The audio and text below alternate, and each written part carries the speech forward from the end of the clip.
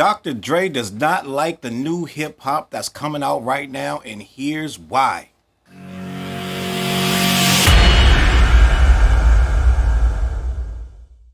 What up, words? Your boy Charles Brown back again, talking facts. Hit the like button, hit the subscribe, hit the notification bell. All right, man, this is a touchy subject, but not really if you really understand music, right? I want to be honest with you. I'm going to be full disclosure. We had this same conversation when we were young hip hoppers, when we were coming up. The same conversation. A lot of people of that era did not like new school hip hop. When hip hop first started, there was a lot of instrumentation because you had to use a lot of house musicians back in the day. Now, a lot of people want to say it started with samples, which it did. It was Kool Herc bringing back the break beat of the whatever the hottest song was at the time. They was looping the break beat over and over with the records, bringing it back, and that's what started the break dancers jumping on the floor. It was their time to shine. That's what we all know. That's how hip hop started, right?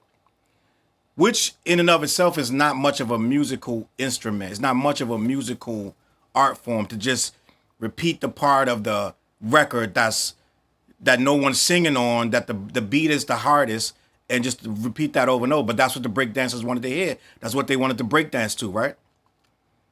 Hip hop was born with that. But as hip hop evolved and they started going into the studio, they used to use house musicians. It wasn't always samples. A lot of times they were replaying stuff.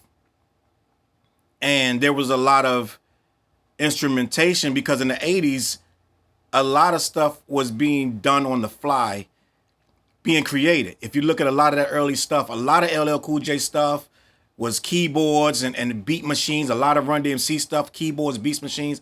A lot of the hip hoppers, electronic beat machines and this and that, 808s and all that, Mantronics, right? What's my guys over there? Grandmaster Flash and them. A lot of their stuff, right? What's my guy? Cool Keith and them, right? Ultramagnetic MCs. A lot of the beats they made, they were creating a lot of beats from scratch, right? And as it evolved, it became a lot of different musical flavors because you can't just loop everything because it doesn't exist if it's hip hop. We had to create a sound of it. No one was using the big snares and the 808s. They weren't using them like that, like we started using them. So it became an art form in and of itself, hip hop, right? And as it evolved, it was looked at as a certain kind of way. The way Grandmaster Flash and these guys were doing it, that's what they thought hip hop was. Hip hop, hip hop, cool Mo D and this and that, right? When Tribe started to come along, and people like,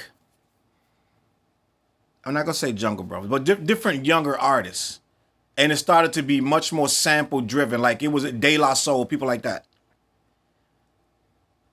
I remember vividly a lot of the older cats did not like it. A lot of the older cats, like Melly Mel and people of that ilk, had an issue with the younger cats. First of all, they felt their shine was being stolen some kind of way.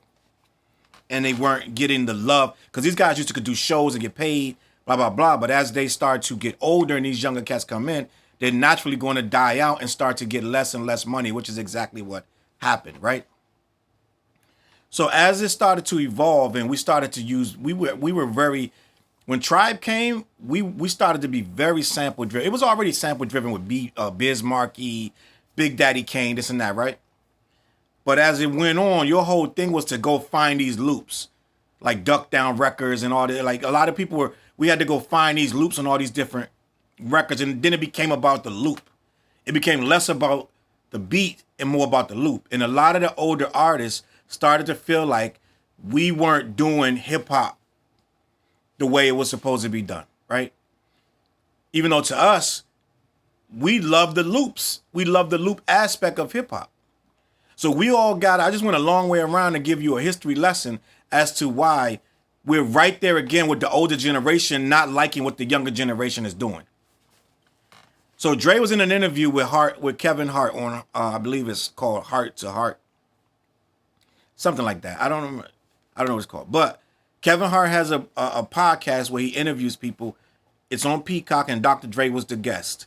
And he asked Dre about how does he feel about He didn't ask Dre how he feels about the new music. He said he felt about he asked him, how does he feel about older artists that used to be popping in music talking down on the new music of hip hop. And Dre basically said, if you're talking about the sound of hip hop right now in a negative way, you're a grandfather. You sound like a granddaddy, right? And he's right.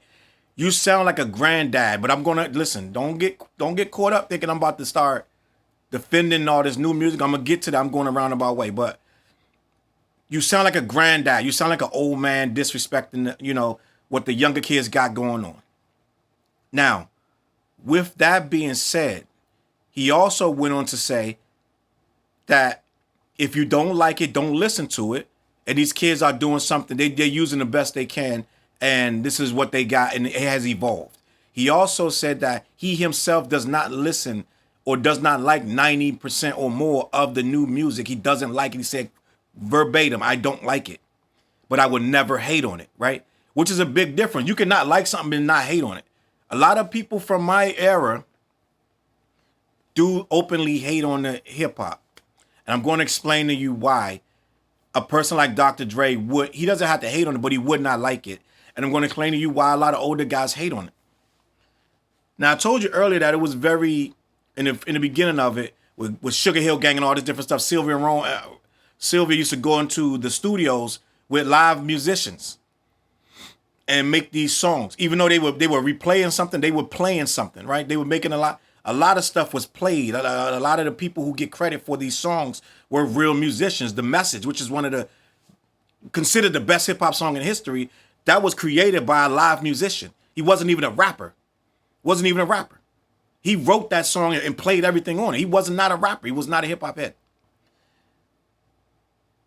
I wish I could remember his name, but he passed away and didn't get the credit that he was deserved for that song and everything else. Was not a rapper. Considered one of the greatest rap songs. The rappers on it didn't write it. The rappers in the video didn't write the music to it. Didn't write none of it. Except for Melly Mel wrote his own verse. Everything else he wrote, this guy did. Anyway, when you come from a level of a business industry that's all musicians, even Dr. Dre had to learn to play stuff, right? Q-Tip had to learn to play stuff. Andre 3000, they came in sampler, had to learn to play stuff.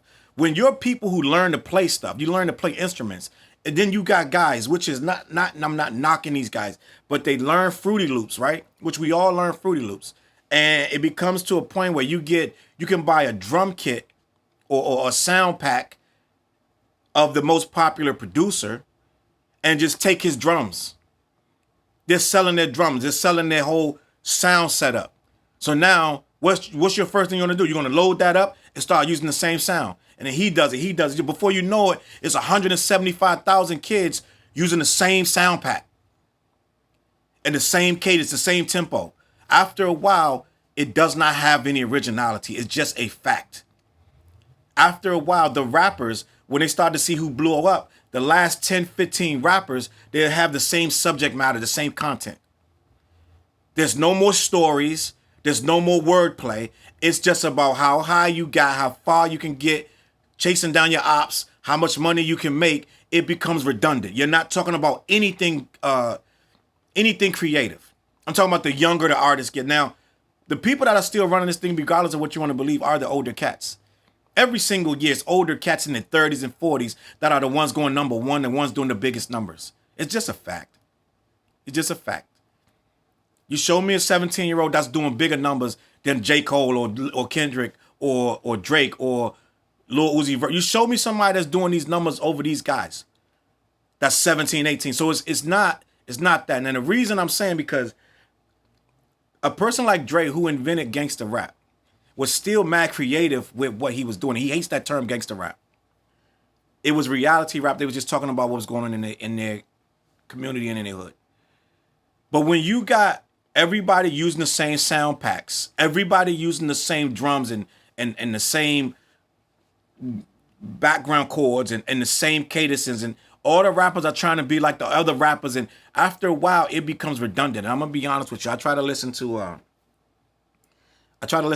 all drill playlist, right? And this is just me. I'm not knocking drill, but it was more so underground. It wasn't even like known people. It was like just all 30, 40 drill songs, and you lose your mind. I'm like, bro, every single song sound like they're talking about the exact same thing on every single song. My era, you couldn't do that. Dr. Dre era, you couldn't do that. You was considered whack if you were continuously, you were biting somebody else's style and you were trying to sound, these kids actively go in trying to sound like other rappers, right? And some of them have distinct, unique voices. And I'm sure in our era, I'm not even gonna say I'm sure, I know for a fact, we had copycats, we had biters, we had whack rappers, whack MCs, we had people that just didn't belong in the culture. We had people that was more so drug dealers than rappers that got in the game and made it worse and messed it up. We had all of that, but I'm just telling you the facts. This time right now, you got a bunch of drug heads, right? And gang bangers trying to be rappers. The artists do not get any play. Real artists, right? You got to look far and few between, and they definitely not getting no record deals. They're not getting no love and no shine, right? Right now, the indie game is wide open. I say this is the best time in history to be in an indie game, but it's also the worst time for creativity. If you can show me name me five creative rappers that are in the upper echelons right now that are younger, that's doing like they got a well-rounded discography. Their music they can't have the entire, every single song is drill, right? Every single song is I'm gonna kill, I'm gonna shoot somebody, I'm gonna get high, get drunk, I'm gonna pop some pills. At that point, that is not creative anymore. And a person like Dr. Dre is not gonna sit and listen to that. A person like me is not gonna sit and listen to that. I'm gonna go listen to a Kendrick. I'm gonna go listen to something else, right? I'm gonna go listen to a Pusha T, even though he's talking about what he's talking about. The music is just it's more thought out. The hooks are more thought out. I'm gonna go listen to Freddie Gibbs. I'll listen to Drake before a lot of this stuff. You understand? So what I'm saying is, everybody, you got to think that the drill music is more cliche. That's for a certain demographic who want to sit and hear that all day.